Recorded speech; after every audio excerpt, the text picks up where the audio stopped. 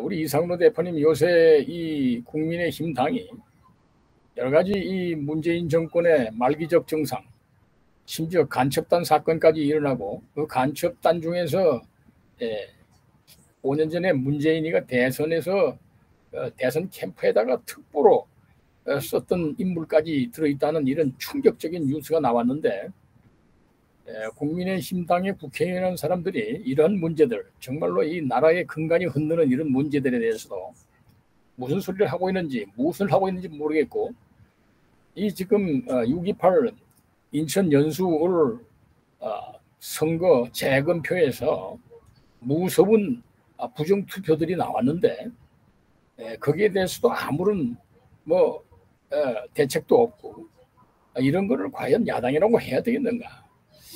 우리 이 대표님 또 그 선거법을 고치기 위해서 몸소 선거법까지 청원을 했었는데 지금 이 부정선거 문제 이런 걸 어떻게 우리가 앞으로 대처해 나가야 될지, 또 국민의힘 당에 대해서 우리 국민들이 다 그대로 달려가야 되는 거 아니겠습니까, 이게?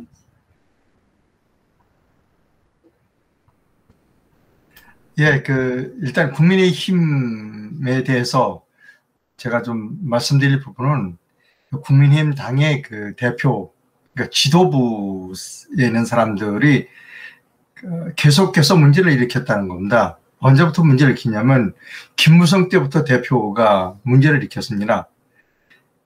김무성 때부터 문제를 일으켜서 오늘날 이렇게 한 번도 대표가 제대로 된 사람이 대표가 돼본 일이 없다는 겁니다. 비대위원장이라는 사람들도 다, 그럼 지금 이준석까지 모두가 다 제대로 된 의식, 제대로 된 그 사람들이 아니에요. 지금 최근에 된 이준석까지도 그 사람은 어떻게 자기의 그 인기, 이것을 좀 생각하는 사람이지, 국민의힘 당이 어떻게 다음번 대선에서 성공할 것인가, 정권을 제쳐줄 건가는 아무 지금 관심이 없는 사람입니다, 이준석이는. 그러니까 예를 들어서 말씀드리면 최근에 현안이 많이 있습니다. 드루킹이 여론 조작을 해서 대통령이 됐다. 그러면 지금 국민의힘 당의 입장에서는 문재인이 물러나라고 그래야 됩니다. 당연한 거 아니겠어요? 문재인 물러나라. 근데 한마디도 없는 거예요. 그 다음에 이제 또 지난 4.15 총선에서 지령을 내렸어요, 북한에서. 미래통합당, 자유한국당이죠. 미래통합당은 완전히 참패를 시키고 그 책임을 모두 황교안한테 뒤집어 씌워라. 황교안은 왜냐하면 법무부 장관 때 통제당을 해산한 사람입니다. 그런 거 이제 밝혀졌어요.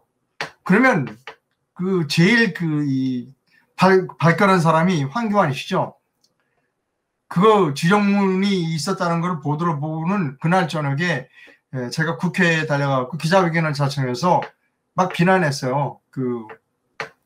문재인 대통령이 너희들이 지령에 따라서 부정선거를 통해서 우리 야당을 괴멸시키고 그거 야당의 북한의 지령에 따른 거다라고 밝혀라라고 특검하자라고 했습니다. 근데 이준석이 뭐이냐, 저기 상주가 외가댁이래요. 거기에 가서 개인 택시 면허를 하기 위해서는 사흘인가 나흘을 교육을 받아야 된대요. 그거 하고 있는 겁니다. 그리고 끊임없이 대선 주자들, 특히 이제 윤석열이라 좋아서가 아니라 외부에서 영입을 했잖아요.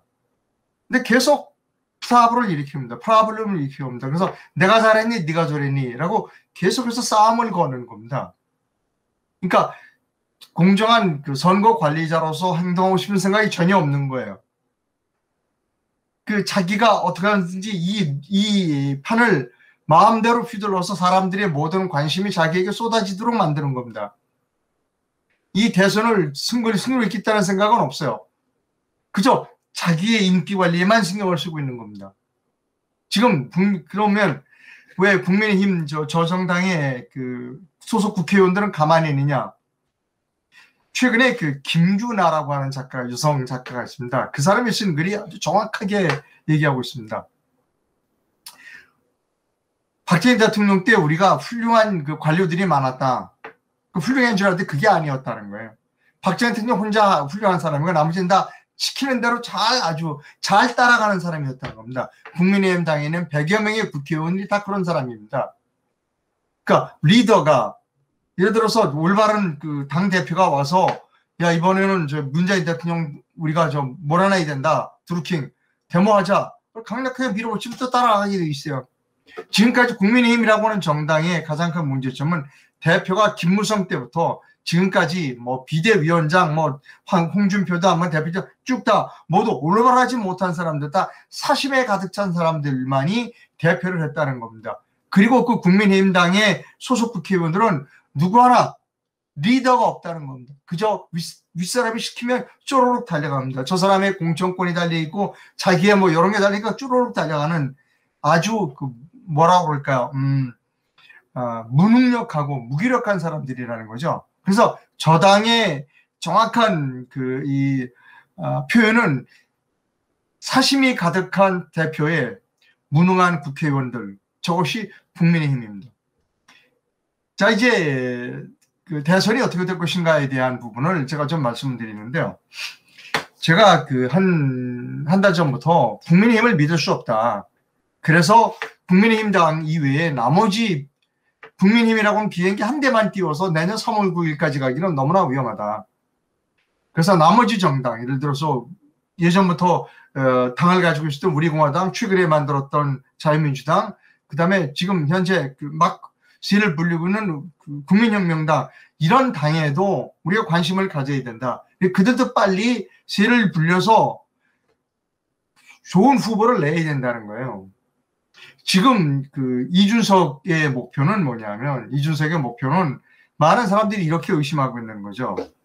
윤석열이도 불러들이고 최재형도 불러들이고 다 불러들인 뒤에 룰을 이상하게 짜서 뭐 또 선거관리위원회가 하는 그 K보팅 같은 것들을 쓰게 되면 또 얼마든지 또 조작이 가능하니까 그 사람들을 다 떨어뜨리는 겁니다. 경선에서. 그 사람이 경선에 떨어지면 다른 당으로 갈 수가 없어요. 지금 선거법상. 그 사람은 끝이에요. 그러니까 외부에서 불러들인 윤석열, 최지형이 뭐 이런 사람 다 떨어뜨리는 거예요. 그리고 자기가 원하는 사람, 이준석이는 예전부터 얘기했어요. 자기는 유승민을 대통령 만들어주고 싶다고 공공연하게 얘기했어요.